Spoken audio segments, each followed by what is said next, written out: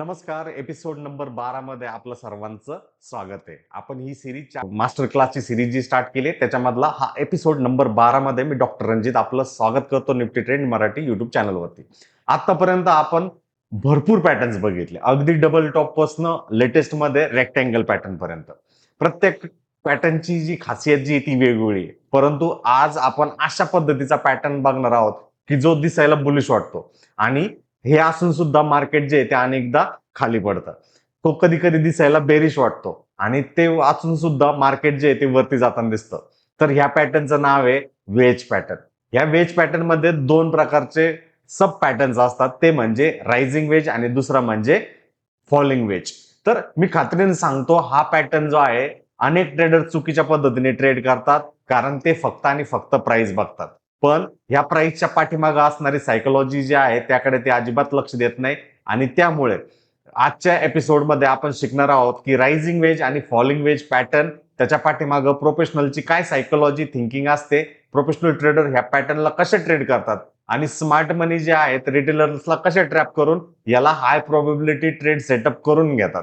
तर या व्हिडिओच्या माध्यमातून हाय प्रोबेबिलिटी ट्रेड कसा शोधायचा त्याबद्दल माहिती घेणार आहोत. तर चॅप्टर नंबर 1 मध्ये आपण वेज पॅटर्न नक्की काय असतो ते बघूयात. ट्रँगल आणि वेज जे आहे ते दिसायला सारखे वाटू शकतात, पण दोघांमध्ये एक मोठा फरक आहे. ट्रँगल मध्ये दोन ट्रेंड लाईन जे आहे ते एकमेकाकडे येताना दिसतात. प्राइसची दिशा जी आहे ती न्यूट्रल असू शकते, परंतु वेज मध्ये दोन्ही ट्रेंड लाईन जे आहे ते एका दिशेने झुकलेल्या दिसू शकतात आणि प्राइस वरती जाताना दिसू शकते किंवा दोन्ही खाली येताना दिसू शकतात. यामुळे प्राइस जी आहे ती पूर्णपणे नॅरो नॅरो फॉलिंग वेज मध्ये, रायझिंग वेज मध्ये सुद्धा नॅरो नॅरो होताना दिसते आणि त्या ठिकाणी मोमेंटम जे आहे ते कमी होताना दिसतं. तर चॅप्टर नंबर 2 मध्ये रायझिंग वेज पॅटर्न नेमकं काय आहे आणि याचा बुलिश टू बेरिश कसा होऊ शकतो त्याबद्दल माहिती घेऊया. तर रायझिंग वेज हा सर्वात चुकीचा समजला जाणारा पॅटर्न आहे. या प्राइस चार्ट वरती ज्यावेळेस वरती जात असते त्यावेळेस हायर हाईज आणि हायर लोज तो होत असतं, सगळं बुलिश दिसत असतं. त्या ठिकाणी रिटेल ट्रेडर म्हणतो अरे बुलिश मोमेंटम आहे, स्ट्रक्चर वाईज हायर लोज आणि हायर हाईज होत आहेत, परंतु तिथंच सगळ्यात मोठी मेक असते. प्रोफेशनल ट्रेडर एकच गोष्ट बघत असतो, तो बघत असतो की आधीच्या हायपेक्षा नेक्स्ट हाय जो आहे तो कमी वेगाने मोमेंटमने तयार होत असतो. मोमेंटम सुद्धा तिथं व्हॅनिश होत असतं, व्हॉल्यूम सुद्धा तिथं फेडअप होत असते. बायर जे आहे ते थकत असतात आणि त्या ठिकाणी स्मार्ट मनी जे आहे ते हळूहळू सेलिंग जे आहे ते करत असतं आणि ह्याच कारणामुळं रायझिंग वेज जो आहे तो ब्रेकडाऊन करून तो एक बेरिश रिव्हर्सल पॅटर्न आपल्याला होताना तिथे दिसतो. असा पॅटर्न तुम्हाला कधी दिसलाय का? कमेंट बॉक्समध्ये नक्कीच सांगा. रायझिंग वेज चॅप्टर नंबर 3 मध्ये ह्या पॅटर्न मध्ये जर तुम्ही बघितलं तर रायझिंग वेज मध्ये हायर हाईज झाल्यानंतर हायर लो ज्या वेळेस ब्रेकडाऊन होतो त्यानंतर प्राइस जी आहे ती कशा पद्धतीने खालच्या बाजूला आपल्याला तिथे जाताना दिसते आणि त्याचबरोबर व्हॉल्यूम जी आहे ती आपल्याला राईज होताना दिसतात. एखाद दुसरा जो पुलबॅक जो आहे तो पुलबॅक येतोय, परंतु तो तिथं सोल्ड इन टू होताना दिसतो. म्हणजे सेलर जे आहे ते टोटल अग्रेसिव्ह होत होत प्राइसला खालच्या बाजूला खेचताना तिथे दिसतात आणि हे एक रायझिंग वेज पॅटर्नचं महत्वाचं गमक असतं. म्हणून जेव्हा केव्हा तुम्ही रायझिंग वेज बघताय त्यावेळेस त्याच्या फुलबॅकला एक सेलिंग ऑपॉर्च्युनिटी जी आहे ती बेस्ट होताना आपल्याला तिथं दिसत असते. फॉलिंग वेज पॅटर्न नेमकं काय? तो पहिल्याच्या उलटा पॅटर्न आहे. फॉलिंग वेज मध्ये चार्ट जो आहे तो सतत खाली येत असतो, लोअर हाईज आणि लोअर लोज जे होत असतात. रिटेल ट्रेडर घाबरतो आणि नेहमीप्रमाणे म्हणतो अरे आता हा स्टॉक संपलेला आहे, चला दुसरीकडे जाऊया. परंतु प्रोफेशनल ट्रेडर जो आहे तो त्याच्या चेकलिस्ट मध्ये बघत असतो की नवीन लोअर लो होतोय, परंतु व्हॉल्यूम जी आहे ती सपोर्टिव्ह नाहीये. मोमेंटम जे आहे ते एकदम कमी कमी होऊ राहिले, म्हणजे तिथले सेलर जे आहेत एकदम कमजोर झालेले आहेत आणि स्मार्ट मनी अशा ठिकाणी स्ट्रॉंगरली बाईंग करत असतात आणि जेव्हा ब्रेकआउट होतं तेव्हा अनेकदा जी आहे ती बुलिश मूव्ह आपल्याला होताना दिसते फॉलिंग वेजच्या कम्प्लिशन नंतर. तर चॅप्टर नंबर 4 या पॅटर्न मध्ये जर बघायचं जर झालं तर तुम्हाला लक्षात इथं येऊन जाईल की हा ज्यावेळेस पॅटर्न बनत असतो त्यावेळेस प्राइस जी ती वरच्या बाजूला एक रिजेक्शन करते, तिथून आपल्याला एक ट्रेंड लाईन ड्रॉ करायची, खालच्या बाजूला सुद्धा एक जिथून सपोर्ट घेते तिथं ट्रेंड लाईन करायची. प्राइस जी आहे एकदम कॉम्प्रेस होत चालते आणि व्हॉल्यूम सुद्धा सेलिंगच्या बाजूला जी ती जनरेट होताना दिसते. परंतु ज्यावेळेस प्राइस ह्या झोनला टॅप करते व्हॉल्यूम बघा आणि त्याच सपोर्ट झोनच्या आसपास नेक्स्ट टाइम प्राइस ज्यावेळेस येते त्यानंतर तिथनं कशा प्रकारचा बाउन्स बॅक होतो, ब्रेकआउट होऊन तो रिटेस्ट जो तो करतो आणि रिटेस्ट केल्यानंतर एक वन वे रॅली जी ती आपल्याला ह्या पर्टिक्युलर पॅटर्न मध्ये जो की फॉलोइंग वेज जो आहे एक करेक्शन लेग नंतर होताना दिसतो आणि तिथं व्हॉल्यूम जी ती अशा पद्धतीची जनरेट ज्यावेळेस होते त्यावेळेस अपवर्ड मोमेंटम जे आहे एक हायर हाईज आणि हायर लोज आपल्याला तिथं होताना तिथे दिसतं. म्हणून एक फॉलिंग वेज जो आहे तो एक बुलिश रिव्हर्सल पॅटर्न आहे, याला विसरायचं नाही. च्या माध्यमातून याच्या पाठीमागं मार्केटची सायकोलॉजी काय आहे ते समजून घेऊयात. ह्यामध्ये आपण momentum loss, weak buyers, weak sellers, institutional accumulation, institutional distribution आणि लिक्विडिटी हंड जे आहे ते कशा पद्धतीने होतं ते बघूया.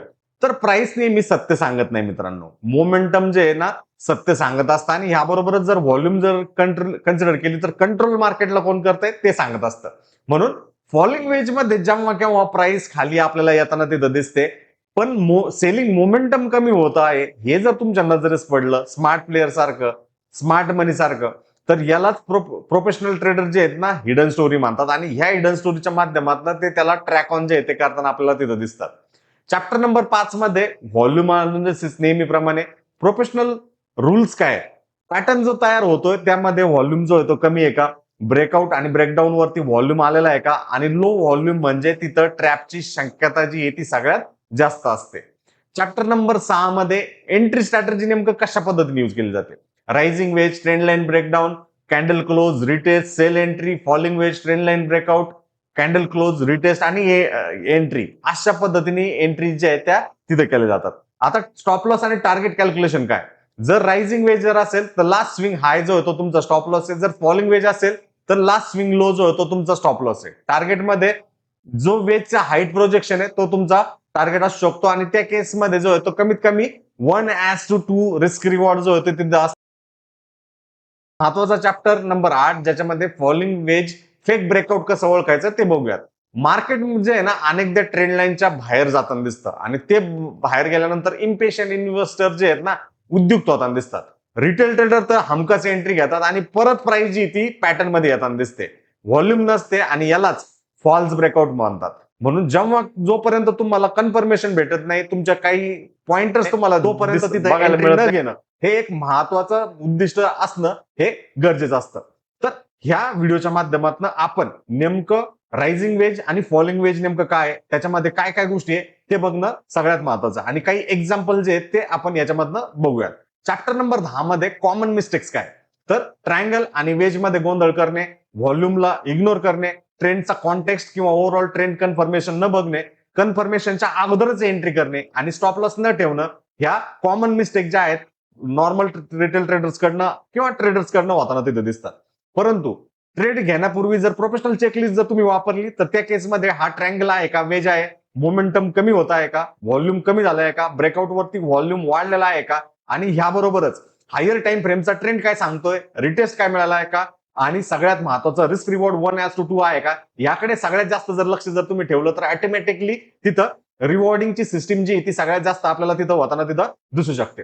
तर होमवर्क मध्ये निफ्टीचा डेली चार्ट वरती जावा, 5 रायझिंग वेज, 5 फॉलिंग वेज शोधा, पॅटर्न मध्ये व्हॉल्यूम कम्पेअर करा, ब्रेकआउट नंतरची मूव बघा आणि ती मेजर करा.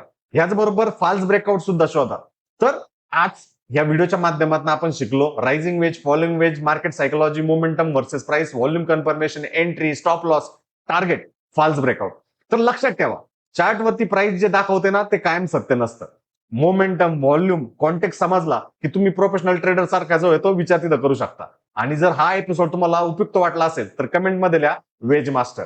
एपिसोड नंबर 13च्या माध्यमातून आपण ब्रॉडनिंग फॉर्मेशन पॅटर्न आणि मेगा फोन पॅटर्न याबरोबरच हाय व्हॉलॅटिलिटीचं सिक्रेट कशा पद्धतीने सेक्युअर करायचं त्याबद्दल एपिसोड नंबर 13च्या माध्यमातून आपण बघणार आहोत.